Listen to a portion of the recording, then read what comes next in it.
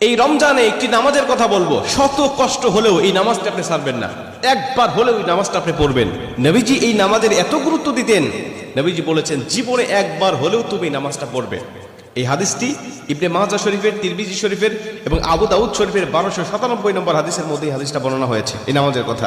নবীজি তার চাচা আব্বাস রাদিয়াল্লাহু তাআলা আনহুকে ডাক দিয়ে বলছেন, চাচা আমি আপনাকে এমন একটি নামাজের কথা বলছি, এই নামাজটা আপনি প্রতিদিন একবার হলেও আপনি আদায় করবেন।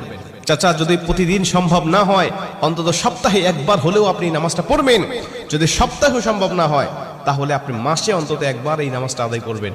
চাচা যদি মাসেও আপনার পক্ষে কষ্টকর হয়ে যায়, বছরে একবার পড়বেন। যদি বছরেও না পারেন, জীবদ্দশায় অন্তত একবার হলেও নামাজটা পড়বেন।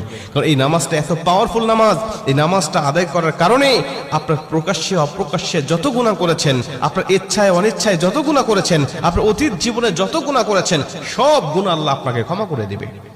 চাচা এই নামাজটার নিয়মটা একটু ব্যতিক্রম। এই নামাজটাকে বলা হয় সালাতুত তাসবিহ।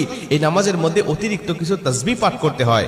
সুবহানাল্লাহ, আলহামদুলিল্লাহ, লা ইলাহা ইল্লাল্লাহ, আল্লাহু আকবার, এই চারটা তাসবিহ একত্রিত করে সুবহানাল্লাহি ওয়াল হামদুলিল্লাহি ওয়া লা ইলাহা ইল্লাল্লাহু আল্লাহু আকবার, এই তাসবিহগুলো, এই বাক্যগুলো এখানে পাঠ করতে হয়। 4 রাকাত বিশিষ্ট এই নামাজ সালাতুত তাসবিহ 4 রাকাত পড়তে হয় এক নিয়তে। 4 রাকাত নামাজে প্রতি রাকাতে 75 বার করে করে মোট 300 বার এই তাসবিহটা পাঠ করতে হয়।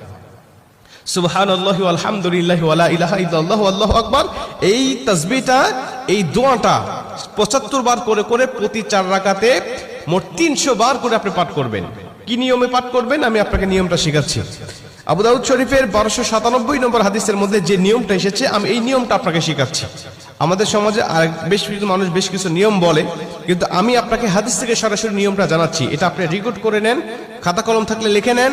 প্রয়োজনে এটা যেহেতু সোশ্যাল মিডিয়াতে যাবে, ফেসবুক ইউটিউবে যাবে, এটা আপনি সেভ করে নিজ আইডিতে শেয়ার করে রেখে দিবেন, যাতে আপনিও শিখতে পারেন, অন্য মানুষকে শিখাতে পারেন। আপনার শেখানোর কারণে কেউ যদি নামাজটা আদায় করতে পারে, ও যে সওয়াবটা অর্জন করবে, সওয়াবের একটা অংশ আল্লাহ আপনার আমলনামায়ও দান করবে। এজন্য এগুলো মানুষের কাছে ছড়িয়ে দিবেন যত সম্ভব হয়। আপনি প্রথমে যখন নামাজটা শুরু করবেন, নিয়ত করবেন নফল নামাজের নিয়ত করে অন্যান্য নামাজে যেভাবে সানা পাঠ করি আপনি সেভাবে সানা পড়বেন। অন্যান্য নামাজে যেভাবে সূরা ফাতিহা পড়ি ওভাবে সূরা ফাতিহা পড়বেন। অন্যান্য নামাজে সূরা ফাতিহার পরে যেভাবে সূরা মিলান ওইভাবে সূরা মিলাবেন। সূরা মিলানোর পরে রুকুতে যাবার আগে দাঁড়ানো অবস্থায় আপনি 15 বার এই তাসবিহটা পাঠ করবেন। সুবহানাল্লাহি ওয়াল হামদুলিল্লাহি ওয়া লা